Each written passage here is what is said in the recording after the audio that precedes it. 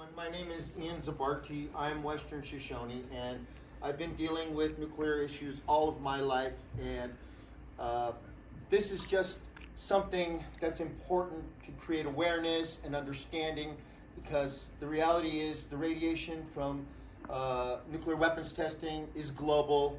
It's from here, it's from Russia, it's from China, it's from everywhere that there's been nuclear weapons testing. And now we have other difficulties and problems with nuclear waste, with Fukushima, these tragic accidents. And so bringing the film festival here is one way that is important to me to do the right thing and to create the hope that we all need and the children need.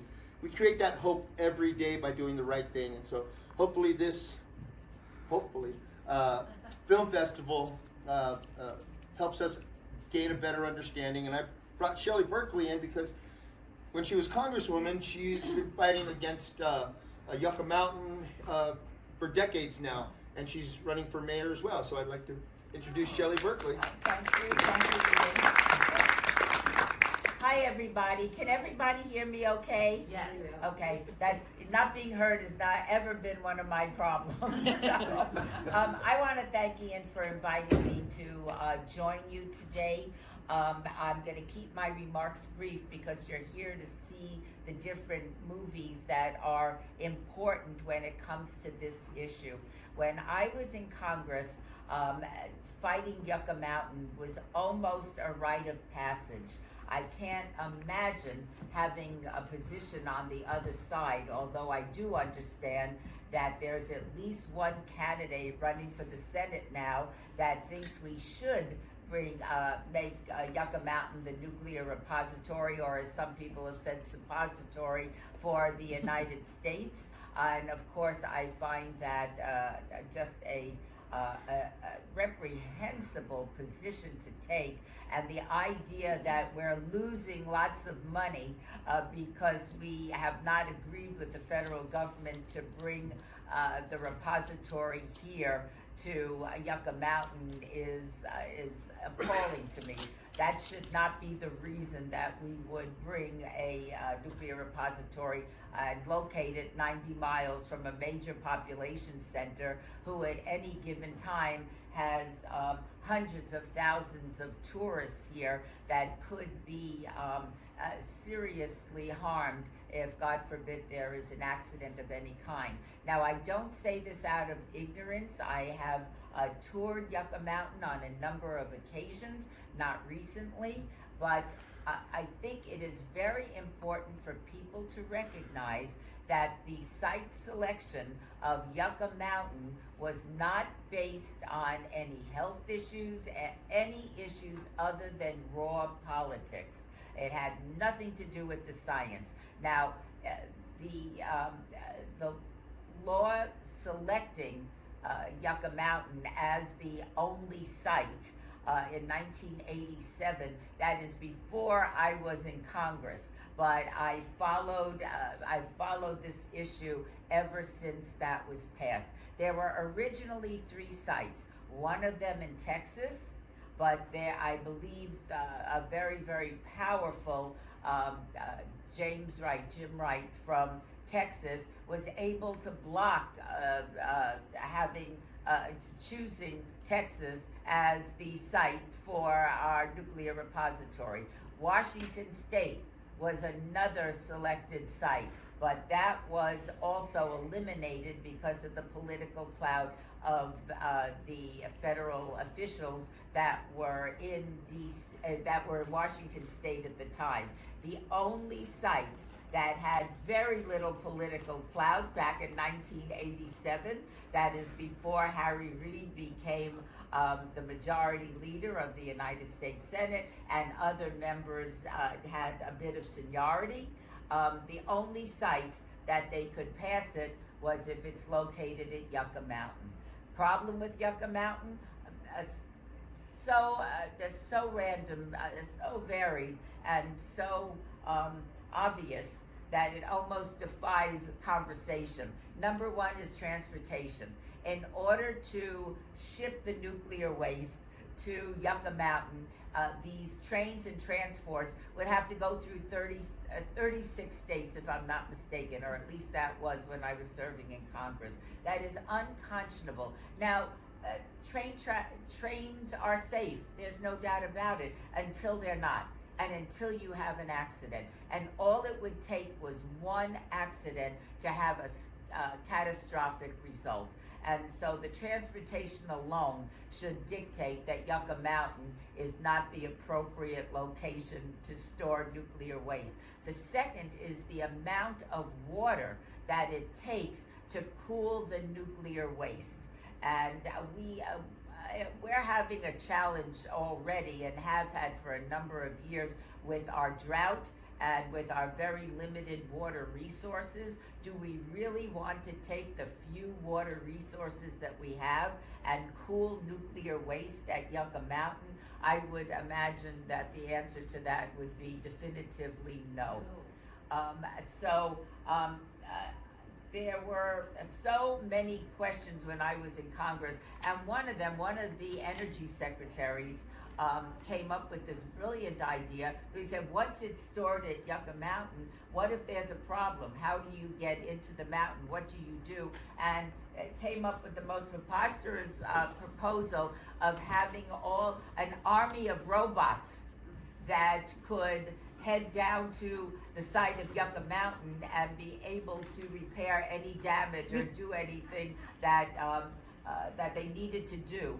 And I thought, where are you developing an army of robots that are going to march down to Yucca Mountain and take care of the problem?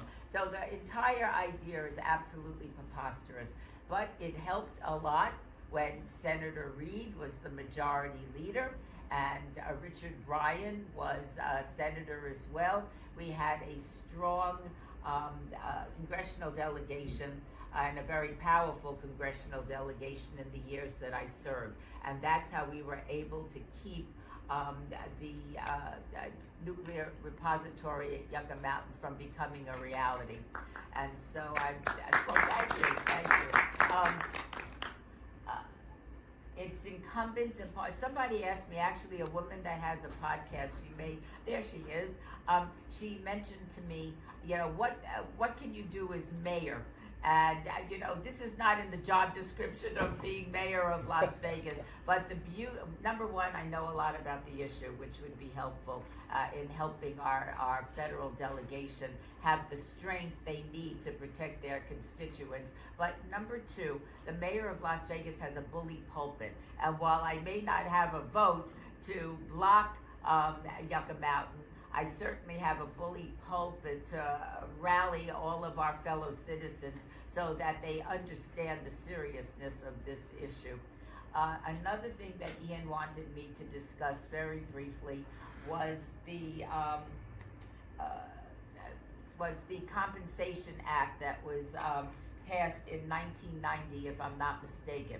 And that was to compensate downwinders that, as you know, over 900 nuclear or atomic tests were conducted in Nevada.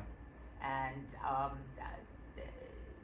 obviously, many of them were above ground. I think at least 100 of them were above ground. It created a serious health problem, and many people downwind. And we've all seen with the mushroom cloud and all of these promotional things that they did during the 50s and that we did during the 50s and 60s to promote this. People would go and watch it and watch the mushroom cloud. A lot of people did not realize how serious and how dangerous this was. I've heard on numerous occasions, just take a shower, wash your clothes, and you're going to be fine. Well, many people found out years later that that was not the solution, and that they developed all sorts of different cancers. Due to this law, they were able to get compensation. However, the law sunsets on June 4th of this year. It must be extended. Simply must be extended. In addition to that, there were 3 cities that I think if any city should be included in this legislation, it's Las Vegas was excluded, Salt Lake was excluded, and Phoenix, Arizona. I would hope in the infinite wisdom of our of our congresspeople and senators that they would appreciate the need not only to extend the Compensation Act, because there are still people discovering that they have various forms of cancer that were created because of it being a downwinder, and that they include these 3 cities where I am absolutely certain there are people that are suffering from the after effects of having been on site, having witnessed, or being the offspring of people that did and now are very sick. I will say, and this is just anecdotal, and then I'll leave you so we can watch the film. When the early years of being in Congress, I attended a Nevada test site meeting with hundreds of former test site workers. And I remember as a kid when I was at junior high school at John C. Fremont or at Valley High School, so many of my fellow students, their fathers primarily, would be gone all week because they would be at the Nevada test site coming home on the weekends. And I think it was Mercury, you know, where was this magical place of Mercury? When I attended this meeting, and I had no idea what to expect, the former workers at the test site wanted to meet with me. The question that was asked when we first got started is how many people sitting in the audience, much like this, although there were hundreds of them, how many are suffering from some form of cancer? I am not exaggerating when I say every single person in that room, in that meeting, stood up. And it took my breath away. And cancers that were so obscure, cancer of the eye, cancer of the skin, of course, cancer, so many different cancers, and all of them were attributable to the time they spent at the Nevada test site. This is a real issue. It's a real problem. It's a real challenge that simply, after all these years, must be addressed. And so I'm thrilled that this is taking place for the simple reason that I haven't heard much about Yucca Mountain lately, or the dangers of transporting nuclear waste. And if this is the beginning of re-engaging people so that they have a better understanding of what's at risk, can you just imagine being the entertainment, sports, and gaming capital of the world if, God forbid, there was an accident at Yucca Mountain a mere 90 miles from where we are currently sitting? It would have devastating consequences to our community, not only health-wise, but economically as well. So when I hear candidates that obviously don't know the issue very well talk about all the money that Nevada could be getting from the federal government, I can tell you in the 14 years I served in Congress, I never once was in a meeting where anybody offered the state of Nevada any money. That is a myth. It's not going to happen. It never has, and there is no offer on the table. So with that, Ian, thank you so much for allowing me to have a tiny part of what you're doing. It is very important, and it is monumental to the future of this community and so many others in the Southwest. Thank you very much. Thank you. Everybody.